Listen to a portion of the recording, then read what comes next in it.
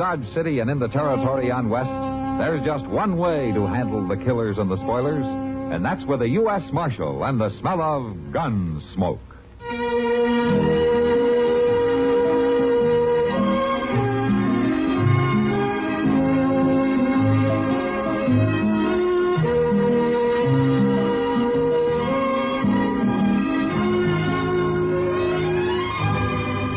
Gunsmoke, starring William Conrad. The story of the violence that moved west with young America. And the story of a man who moved with it. I'm that man. Matt Dillon, United States Marshal. The first man they look for and the last they want to meet. It's a chancy job, and it makes a man watchful. And a little lonely.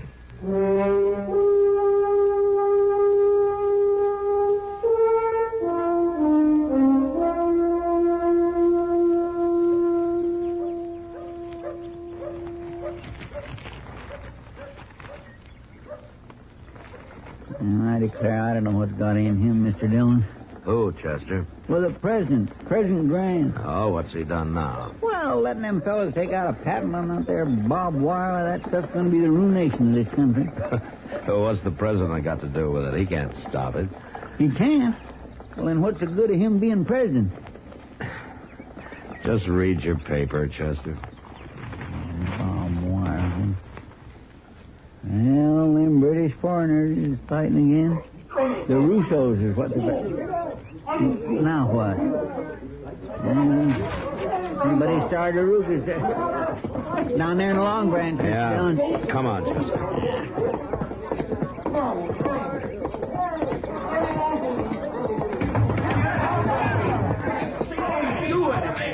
Matt, it's Clay and Ambrose. Stop him. All right, kid.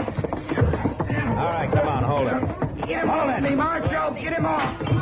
Take hold of the other one, Chester, will you? All right, now, Ambrose.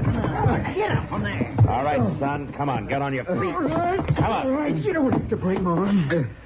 Now, what's this all about, Ambrose? I thought you and Cully were friends. I did too, Marshal, but not no more. Well, what started it? I was only joking, but Cully can't even take a joke. Well, next time I won't use my fists, Ambrose. Like I'm wearing a gun. You wait. Not in Dodge, you won't. The next time I catch you two fighting, either one of you, I'll show you the inside of the jail. You want to shake hands? What for? I had a belly full of his crazy temper. I'm good and through. Oh, what about that, Cully? Well, what about it, Marshal?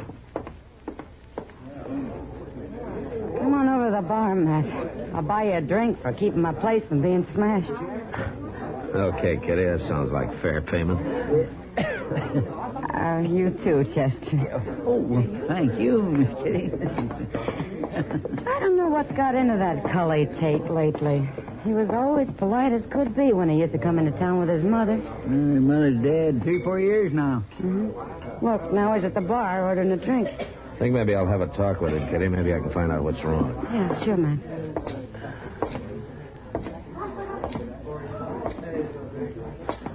Here you are, Sam. I'll pay for his drink. Well, what's that for? Well, for almost breaking your arm, you said. Go on, drink up. Sure. Thanks. You know, when a man's old enough to drink hard liquor, he's old enough to get in trouble, Cully. Now, what was it about? Yeah, it's personal. Oh, it always is. Until it's a public fight. And it's my business. Yeah, he said something about my old man. And about me. Well, what? He called us Squaw men. Squaw men? Well, why? Because it's true. That's the worst of it. About my old man, it's true anyways. Oh, since when? 3 months. When he went to Texas for stock, he stopped at the agency in Darlington. Brought her back. And a Arapaho woman. Now, that ain't right, Marshal. It just ain't right. Now, wait a minute, Cully. A good many men have married Indian women, and sometimes they're real good marriages. Good. Any man who marries one of them deserves to be called Squaw man. Look, Cully, your ma's been dead some years now. You're old enough to know how it is with a man. Yeah. Him mooning over her. Him old enough to be her father. She's more my age than his. Well, that's not unusual with Indians. The women expect it. Well, the worst is they ain't really married. Only Indian style. And for a good, God-fearing man, that ain't nothing at all. Now, wait a minute, son. They are married. Maybe not legally, but if they both accept it... And if they don't, what could she do about it? Cully, I know your father. And Hardeman Tate isn't that kind of a man. Now, do you want me to talk to him? I wouldn't do no good. Well, he wouldn't send her back, no, but he might marry her legally.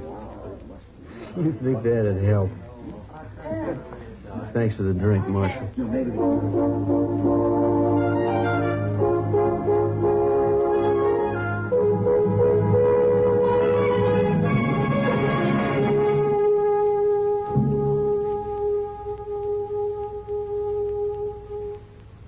Well, sir, holidays come and go, and we don't always give 'em much mind.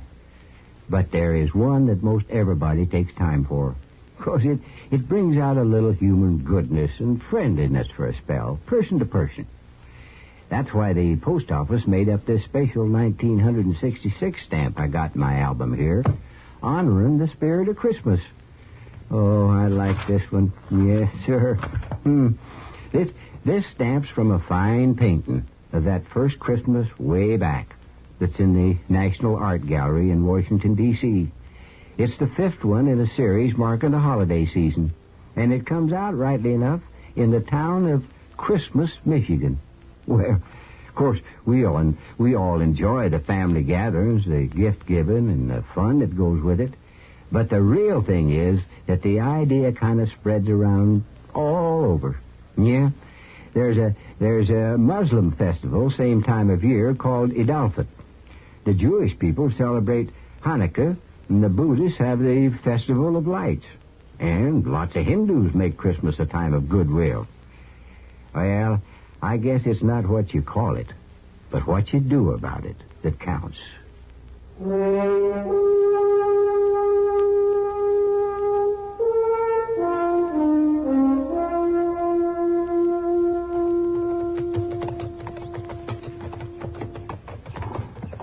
Well, at least we picked a nice day to ride this far. Getting on spring. Looks like good grass this year. Yeah, we've had some rain. Nice barn they got up there, ain't it? Mm-hmm. House ain't much so. Mr. Dillon, I disremember Ms. Tate. What was she like? Well, Chester, she came from a long line of Puritan ministers, and she never let you forget it. Sort of a deliverance for Mr. Tate then, wasn't it? You might say so, yeah. Seems like a mighty big jump, though, to a Arapaho squaw. That does, doesn't it? Look, there's Cully out in front. And look at that. He's toting a gun, just like he said he would. Uh-huh. Well, come on, we'll ride up anyway.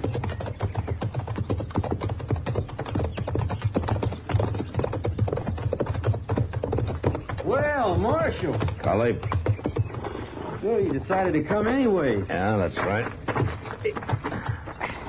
Your father here? Inside, with her. You go on and talk to him if you want. I got chores to do. Mr. Dillon, that boy ain't got a bit of toleration in him at all, has he? He's got a lot of his mother in him, though. Well, Marshal and Chester. This surprise. How are you? It's fine, Mr. Good to see you, Harte. Come on in and sit. Now to see you just fixing a meal. Now tell her to add a little to the pot. No, thanks, Harte. We can't stay. We just want to talk to you for a minute, that's all. Has Cully got himself in trouble? Oh, no. It's nothing like that. Well, he's got so wild and unruly lately, I don't know what to expect. I can't figure what's eating on him. Well, that's what I wanted to talk to you about, Harte. I guess the boy's like his mother in some ways. Oh, Cully's pious, that's sure, just like Abigail. Since she died, I don't go to church like I ought, I guess, and it makes the boy mad. That what you mean, Marshal? I'm afraid it's more than that, Harte. I think he's upset about your wife. I know that, Marshal. But that's between us, the family. It ain't none of your business. Well, I don't want to butt in. I didn't have that in mind. I just got a suggestion that might be of help to you, that's all. What? Bring her into town. Let the Reverend Tucker marry you. We're already married. In the Arapaho way, Yes, in the Arapaho way. Yeah, but Harte, that's not legal, not for whites. What's that got to do with it? Look, Harte, you bought her from her father. Now, that's against the law. You're living with her without benefit of marriage. That's against the law. Now, legally, I could and I should send her back to Darlington right now. Oh, Marshal, you wouldn't. Oh, now, please understand, Harte. I'm trying to help you. If the girl is willing, marrying her will solve a lot of problems. Now, if she isn't, well, I'm going to have to send her back anyway. You can't send her back, Marshal. Well, why not? Come inside, both of you, please. All right.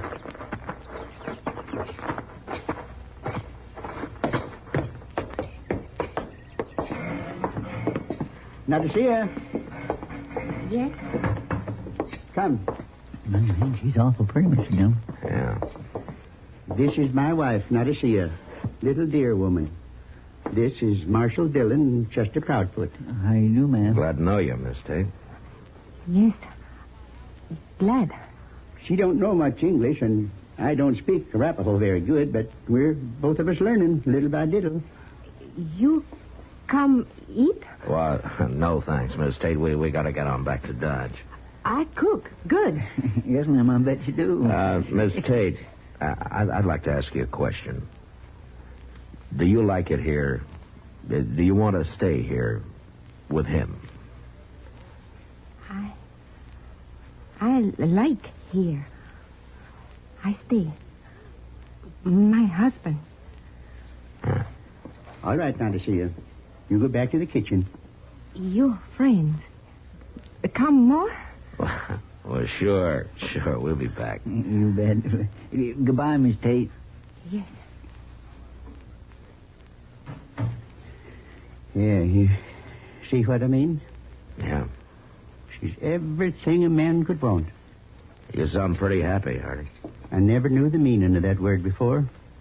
Oh, I don't mean no disrespect to Cully's mother, but... Oh, no, I understand. You won't send her back? Look, Harte, it'd still be better if you came to town and let the Reverend marry you. All right, Marshal. If you'll arrange it, we'll come in Saturday. Well, good. Tell you what, we might even have a party after the wedding, huh? By jing, that's a good idea. Hey, by golly, she'd like that, I bet. Thank you, Marshal. Sure. Goodbye, Harte. Goodbye. We'll see you Saturday. Bye. Well, now, wasn't that a surprise? For a little thing like that, and him so happy and all. Why, it wasn't nothing like I'd thought to hear Cully talk, was it, Mr. Dillon? No, it wasn't, Chester. You want to know something? That's kind of what bothers me.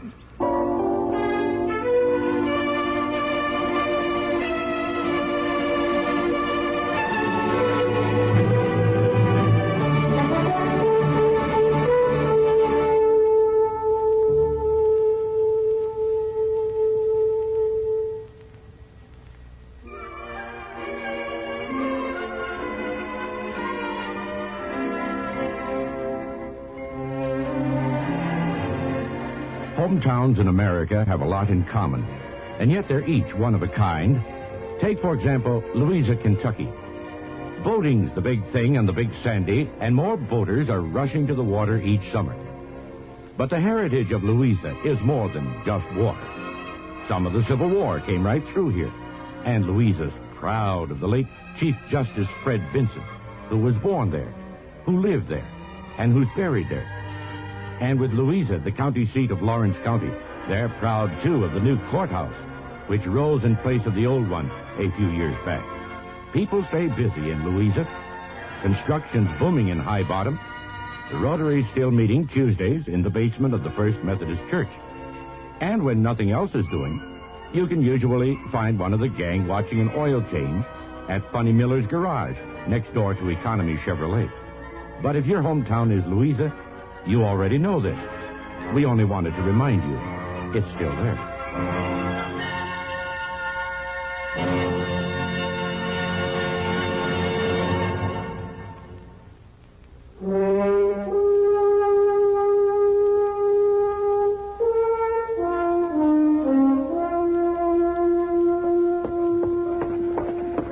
Yeah.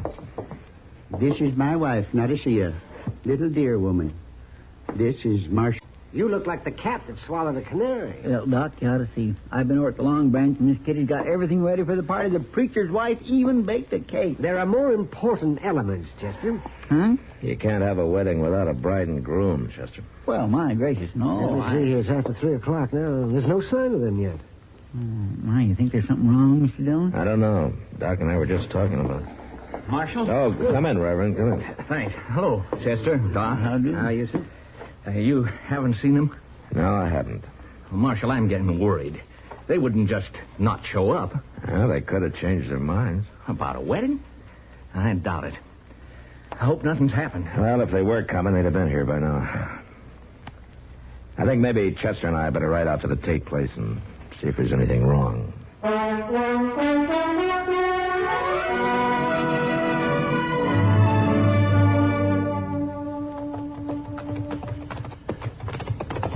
All right, hold it, Chester.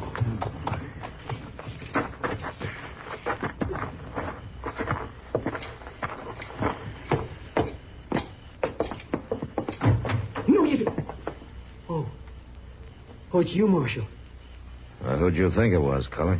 Well, he's all blood. What's happened here? What's wrong? How'd you get those scratches on your face? She done it. After I found them. She tried to kill me, Marshal. What? Just like she killed Pa. When did this happen? This morning. Just before they was to leave for town. Well, why didn't you come and tell me about it? Well, I was scared, Marshal. She's out there somewhere and she wants to kill me. I was waiting for dark. Where's your gun? Well, she's got it. That's what she killed him with. How'd she get it? I must have stole it from my room, I guess. Well, I know I heard the shot. I run out and she had the gun and I wrestled it away from her. That's when she scratched my face. And he was laying there, dead. Where? Out back, in the woodlot. All right, let's go out there. No, Marshal, I don't want to go out there again. I don't want to see him. Hey, you better come anyway. Come on.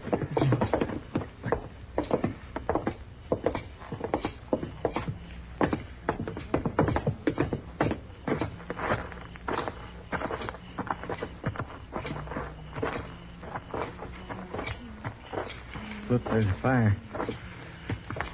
My wife's Miss Tate. Now, what'd she want with a fire like that? I don't know. Mr. Dillon, looks like she's praying. It's a death song, Chester. It's an Arapaho song of mourning. Oh, but I don't see... Up above, Chester, in the tree there. Well, she's giving him a regular Indian burial. Marshal. You stay right with us, Cully.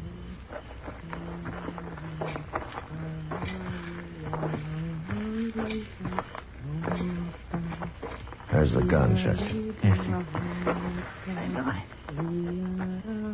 Well, she don't even seem to notice us. Miss Tate. Miss Tate. Dead. Dead. My husband. Oh, Mr. Dillon, look. Yeah, I see. You got something for a bandage, Chester? What is it? What's the matter? You guys! Miss Tate. Miss Tate. Here, give me that knife. Give it to me. Chester. Yes, sir. Here now, Miss Tate, you just said. Dead. My husband. Yes, ma'am. Cully. What? I want to ask you about those scratches on your face, Cully. Weren't they made before and not after your father died? What? Now, when she scratched you, she was probably screaming, wasn't she? No. And your father heard, and he came running to find out what you were trying to do, and you shot him. You're wrong. All right, maybe it was You're self-defense. wrong, Maybe he would have killed you or hurt you bad, but you shot him first, didn't you? No. No. Well, a young girl like that with an old man, that ain't natural. She hated him. No, she didn't hate him. She loved him. She could never have loved you. That ain't true. Yes, it is. Because an Arapaho woman doesn't mourn a husband she doesn't love. Well, if she didn't love him, she wouldn't have cut off 2 of her fingers. As soon as we get her bandaged up, we'll take you into Dodge. I only meant to show him that she was no good. To show him how wrong it was. That's all I meant. Do you believe that, Mr. Dillon? No, Chester. I think maybe he does.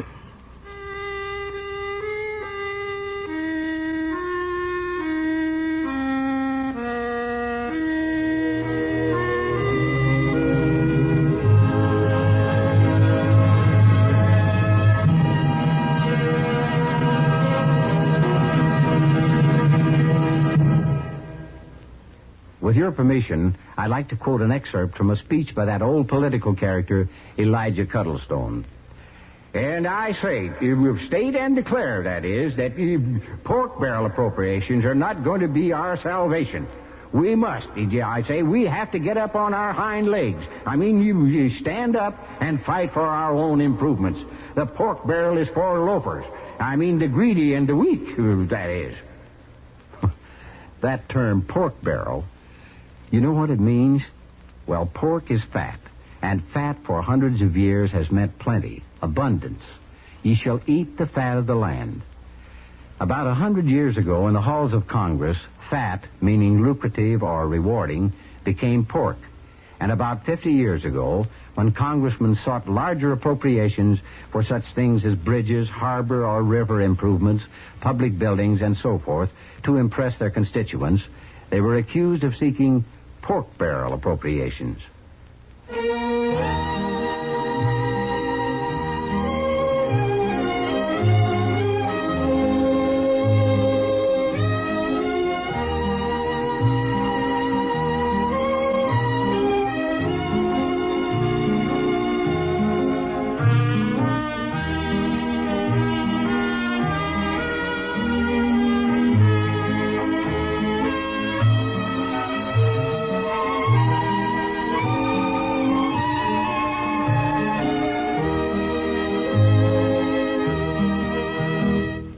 Gunsmoke. Produced and directed by Norman Macdonnell. Stars William Conrad as Matt Dillon, U.S. Marshal. Featured in the cast were Parley Bear as Chester, Howard McNear as Doc, and Georgia Ellis as Kitty. George Walsh speaking. Join us again next week for another specially transcribed story on Gunsmoke. This is the United States Armed Forces Radio and Television Service.